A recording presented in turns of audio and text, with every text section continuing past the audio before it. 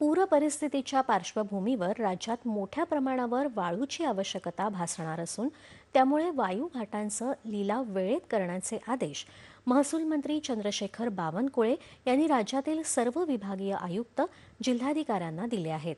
या कामात दिरंगाई करण्यावर कडक कारवाईचा इशारा त्यांनी यावेळी दिला। वाळू धोरण आणि वाळू गटाबाबत महसूल मंत्री बावनकुळे यांच्या अध्यक्षतेखाली मंत्रालयात झालेल्या बैठकीत काल आढावा घेण्यात आला।